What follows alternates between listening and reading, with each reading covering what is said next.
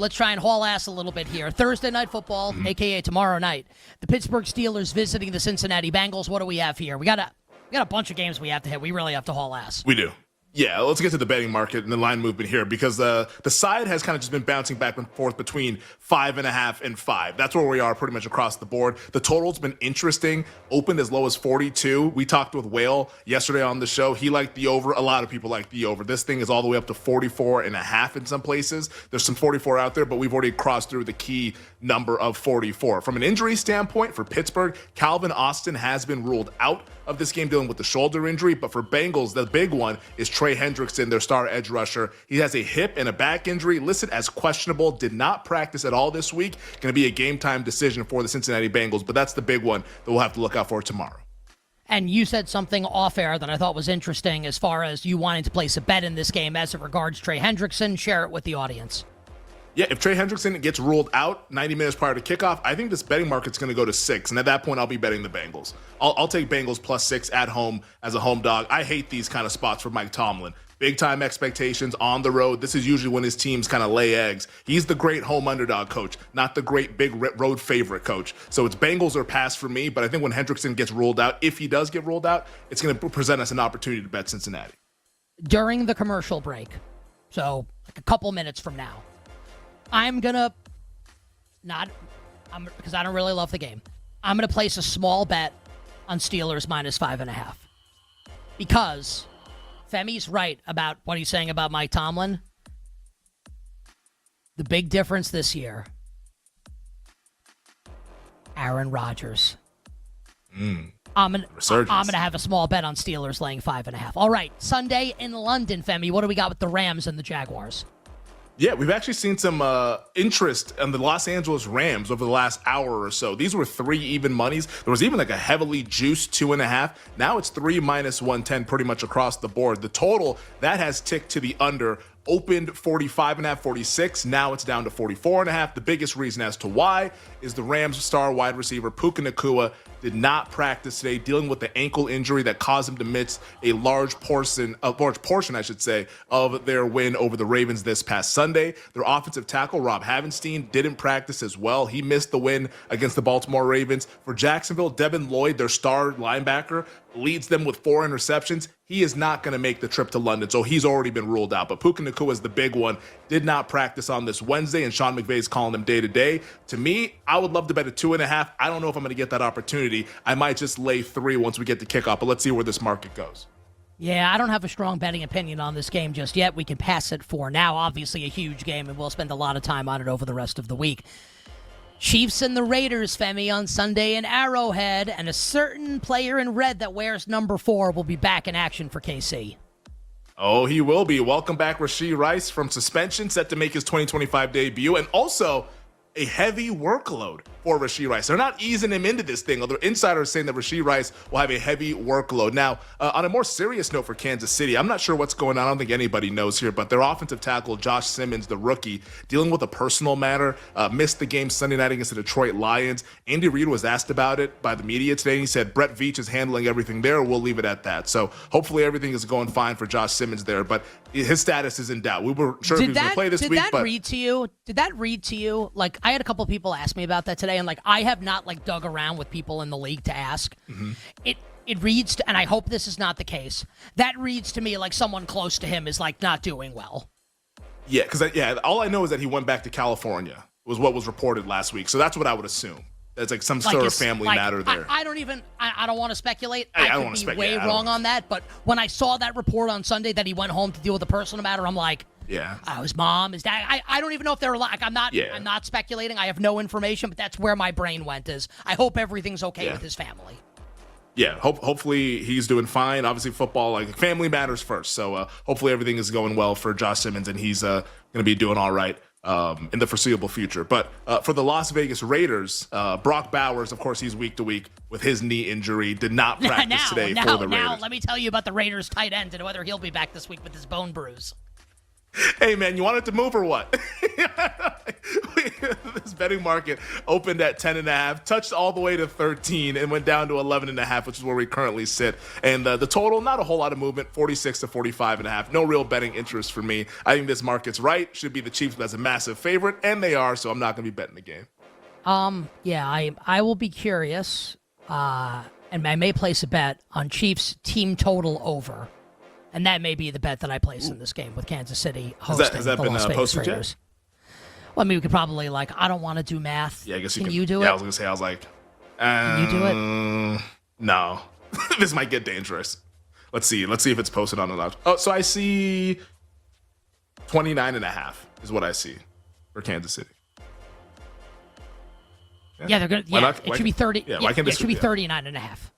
Great. Yeah, Against the Raiders defense? God. All right, what about Bill Zimmerman's Bears hosting the New Orleans Saints on Sunday? Yeah, this game is an interesting betting market here because this was as high as 6 on Sunday. It got all the way down to 4.5 prior to Monday Night Football, but after the Bears beat the Commanders, we went out to 5.5, and now there's been interest on New Orleans. So 5.5 got bet. We're down to 5, which is kind of like a dead number in NFL, but starting to land a little bit more frequently than it did in the past. But 5 is our spread. The total, that keeps bouncing back and forth between 47.5 and 47. But the Bears, some pessimism before they played against Washington. They beat Washington, and then they got bet Tuesday morning after that Monday night win. If it gets to 6, I would bet New Orleans, but at this price, I think it's just fine. Yeah, my guess is I think the Saints will draw some interest because I feel like they get bet in every game. People have been buzzing about Rattler. They've been and he's been good. I think this is right. I don't really have super strong opinion about Bears 5. Bears 6, then yeah, I'll bet New Orleans. But at this one, yeah, no. I think for now a pass. Total of the game's 47. It's perfect. No betting opinion on that game at this point in the week. It's Wednesday. Femi, what can you tell us about the Browns and the Dolphins in Cleveland?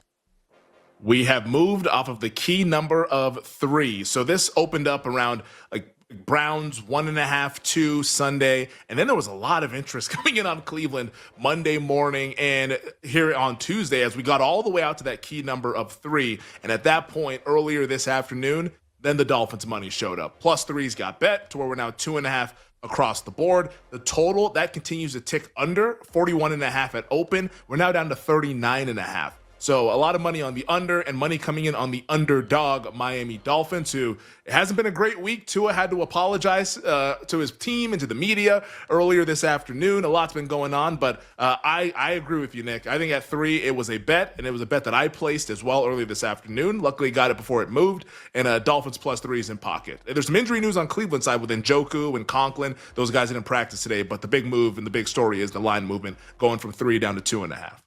Yes, and Tua apologized. And I give him credit, I crushed him yesterday. Yep. Needed to apologize. He was really stupid after they lost to the Chargers on Sunday. So, now let's see how it goes. I like them this week, and then we'll probably not like them very much moving forward. Patriots and the Titans on Sunday. Mike Vrabel's homecoming to Tennessee, where the coach they replaced him with just got fired, and now Mike McCoy will be the interim coach. And Femi, a terrible injury report early in the week for the Tennessee Titans ahead of Drake May, Mike Vrabel, and New England coming to town. Yeah, a lot of guys who are not at practice today. Now, some of these, I'm not sure if these are veteran rest days or these are actual injuries, but from an injury standpoint, Calvin Ridley did not practice. He's still dealing with a hamstring injury. Arden Key, he was not seen at practice dealing with a quad injury. I know Jeffrey Simmons wasn't at practice, but some of these things, it might be non-injury related, veteran rest days. So I want to kind of pour into that a little bit more once the official designations are released later on this afternoon. And for New England, it's a clean bill of health. Everything's all gravy for the New England Patriots as they're kind of the toast of the town right now in first place in the AFC East. Now, from a betting standpoint, this opened up 6.5 Sunday, immediately went to 7, and that's where we've been hanging out. The total, 42.5 to 42. It doesn't look like we're going to head to 7.5 in terms of the side. I could be wrong on that one, but 7 minus 110 is where we are hanging out. And it just goes to show you what the betting market thinks of Brian Callahan, as this market did not move when he got fired earlier this week. So we're still sitting at 7. All right, I think Femi's internet had a hiccup, so we are sitting at 7. New England, a 7-point road favorite right now at Tennessee coming up on Sunday. We'll move on to the Philadelphia Eagles and the Vikings in Minnesota, and I led the show with this game. Philly remains a 2-point road favorite here in Minnesota. So the initial move this week on the Vikings, taking the Eagles down from 2.5 to 2. Philly did get some good injury news today. Jalen Carter just recently said that he's going to play on Sunday. Quinyon Mitchell seen at practice. Landon Dickerson seen at practice. Femi, we don't yet know who the Minnesota Vikings obviously will start at quarterback.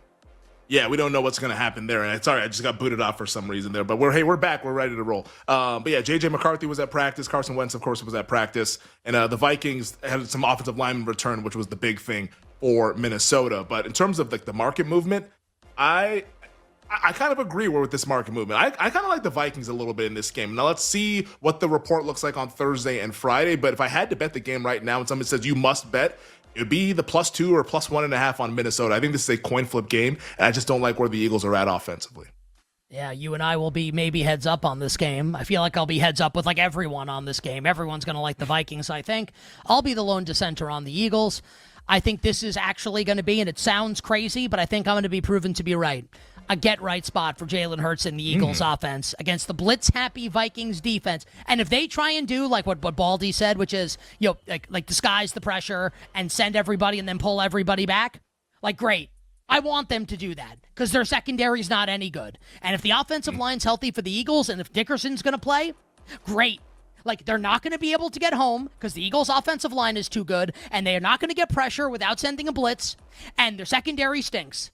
So it's either you blitz to make up for the lack of pressure from the front and Hurts beats the blitz, or you drop everybody in coverage, you don't get home with your front, your secondary stinks, and Jalen Hurts picks you apart. Give me the Eagles coming up on Sunday. Man, I got to tell you, I sounded very convincing just now. You sound like it's your favorite bet of the week. They could. So it's not. Maybe, I don't know. My best bet of the season, actually, my favorite bet was Chiefs on Sunday night against the Lions. I was actually thinking today, I don't know if there's going to be a bet the whole season that I like more than that one on Sunday night. Like Chiefs over Lions. With all the Lions' defensive injuries in the secondary, 2 and like less than 3. Like, come on. Give me the Eagles Chiefs over Ravens. Sunday. That was my favorite bet. Like, getting Mahomes as a dog at home. Like, come on now. But that was more like, that was fun. Listen, I bet it also. That one was more like the Chiefs are dogs at home, so I'm going to bet this. Sunday night against the Lions was like, I know what's going to happen in this game, and I can't believe that the number's this. And look, I could have been wrong, but I was right. Okay. Panthers and the Jets Sunday at MetLife. Yeah, this game over the week has seen us flip the favorites. The New York Jets were a favorite. We all saw how Sunday transpired. Carolina beat Dallas. The Jets embarrassed themselves against the Denver Broncos, and now it's been all Carolina money. It got all the way out to 2. At that point, there's some Jets money came in there. So there's some 2 out there, but 1.5 is the consensus number. The total has just been getting hammered to the under. This was 45.5 at open. We're down to 41.5. Not a lot of confidence in what the Jets are doing on offense. Carolina also showed a little bit somewhat on defense. Maybe they could stop the run a little. And if they can do that, the Jets are definitely not going to score in this game. But from an injury standpoint, positive news for the Carolina Panthers. Chuba Hubbard back at practice. Maybe a little 1-2 punch with he and Rico Dowdle. Jatavian Sanders back at practice as well at tight end. Taylor Moton came back to practice, and as did Jalen Coker. He was back at practice as he's looking to activate him off of the IR. And for the Jets, it's bad injury news. Garrett Wilson, their best offensive player, the only guy that's capable of doing anything pretty much on that offense outside of Breece Hall, he's expected to miss multiple weeks with his knee injury. And then Michael Carter II in their secondary, he practiced in full in the concussion. But the Panthers were seeing all the money throughout the week as they've now become the favorite in the game. Giants and the Broncos Sunday at Mile High. And if I had to bet the game, I'd bet Carolina. I may. Giants and the Broncos Sunday at Mile High. Yeah, this one opened at 7.5 Sunday night, and it immediately got bet. All the 7.5s are gone. We're now down to 7 across the board. The total, that keeps bouncing between 40.5 and 40. Not many points expected with these two defenses. Giants defensive line. The Broncos probably the best defense in the league. From an injury standpoint, not great for New York. Darius Slayton still DNP with the hamstring. And also John Michael Schmitz, their center, in the concussion protocol, did not practice today either. So that's the injury news for the New York Giants. Denver relatively healthy as they've been the healthiest team in the league now, going on like 24 straight weeks of football dating back to last year. But a good clean bill of health for the Denver Broncos outside of Ben Powers on IR. Yeah, I'm gonna bet the Giants. I want to make sure I get the 7. I think the Giants defensive line will be able to disrupt. I do. Well, how about this? I mean, I think there will be interest in the Giants at this number. Yeah, I mean, the sevens are there's like some 7 minus 107 out there, so like the sevens are getting bet a little bit. Yeah, I guess it's more likely to go to 6.5 than 7.5. So why not take a shot at? I'm gonna end up with a ticket on the Giants in this game. Chargers and the Colts Sunday in Los Angeles. Yeah, this game right now, like it's been interesting betting market movement here because like the Chargers from an injury standpoint, it's obviously not great. And this was opened up at 1, got all the way out to Chargers 2, and now we're back down to like 1.5. So like we've been bouncing around, not through massive key numbers here, but still bouncing around nonetheless. The total, that's still been holding steady at 48.5. But from an injury standpoint, the Chargers, obviously, Quentin Johnston, he was back at practice dealing with a hamstring injury, didn't play in their game last week. Joe Alt, of course, not expected to play. Trey Pipkins, DNP as well. He's dealing with a knee injury, so the O-line still banged up for the Chargers. And for Indianapolis, it's their secondary. We also saw Travarius Ward suffer the concussion during warmups before the Cardinals game. And then Kenny Moore, he's back at practice with the calf injury. He's missed a handful of games so far this season. My opinion, I mean, it's a coin flip game. If I had to bet it, I would probably bet the Chargers. But, man, that O-line is going to eventually catch up to them, and they're going up against a better front in Indianapolis. So I could see this one going either way. Yeah, I think the Chargers might have a lot of success throwing on this Colts defense. Fascinating handicap. More on that game coming up later this week. Commanders at your Cowboys, Femi, on Sunday. All the interest has been on the Dallas Cowboys throughout the week. This opened 2.5, and with the Cowboys injury report looking pretty solid, we're down to 1.5. And it wouldn't shock me if we're ended up getting at 1 at one of these places in the market here. But the interest is because of the Cowboys injury report. CeeDee Lamb, Devontae Turpin, Tyler Booker, all of those guys back at practice today. Jerry Jones said they're all trending in the right direction, and they're all expected to play come Sunday. For Washington, a so-so injury report. McLaurin, he's back at practice. That's the good news. Unfortunately, Deebo Samuel, DNP today. I'm assuming that's probably just like a veteran rest deal, but he was on the injury report with the heel injury. Noah Brown placed on IR, and then Dorrance Armstrong, he has a hamstring injury, one of their edge rushers. He did not practice today. So the side has been all Dallas. The total, that's been all over, as it was 52, all the way now out to 55.5 in some places, with McLaurin and CeeDee Lamb, the two headliners, back at practice today and looking good for Sunday. Yeah, I'm a little nervous about the bet because I think Dallas might score a lot, but I think they give up a lot too. I'm in on Jaden Daniels. I'm gonna wait. The money line's minus 130 now. Maybe that just gets a little lower as we approach Sunday. 2 more games to hit, Femi. Hit us with both of them to wrap up the hour. Packers at the Cardinals in Arizona, and Sunday Night Football as the Atlanta Falcons visit the San Francisco 49ers. Yeah, the side has been hanging out at 6.5 all week. Not a whole lot to say there with the Packers and Cardinals. The total, that's also been bouncing back and forth between 44 and 44.5. Now, from an injury standpoint, Kyler Murray was limited at practice today. Let's see how he progresses throughout the week. Marvin Harrison Jr., he's still in the protocol, but was limited today. So maybe a good sign that he could potentially clear protocol later on in the week. For the Green Bay Packers, Dontavian Wicks, he was back at practice. Christian Watson practicing again. Dontavian Wicks, man, back at practice with an ankle injury. Christian Watson has a knee injury, obviously that dating back to last year. He was practicing again. I don't think he's going to play this week. Sounds like a next week deal for him. And for Sunday Night Football with the Falcons and the 49ers, interest in Atlanta. This opened 3. We're down to 2 after everybody saw the Falcons beat the Buffalo Bills Monday night. In terms of the total, that's ticked up from 46.5 to 47. Brock Purdy limited in practice today for the Niners. No Ricky Pearsall. George Kittle also limited in practice with his hamstring injury. And for Atlanta, Darnell Mooney, he's got a hamstring. He was limited today, and we're still waiting word on their left tackle, Jake Matthews. But Raheem Morris said he felt really positive about Jake Matthews this week against the 49ers. I think there's a chance we might have a WTF game on Sunday night with the Falcons and the Niners. Really? Maybe. Ooh. Falcons defense, if that's what Atlanta's defense is going to be. Niners defense without Fred Warner or Nick Bosa, just saying.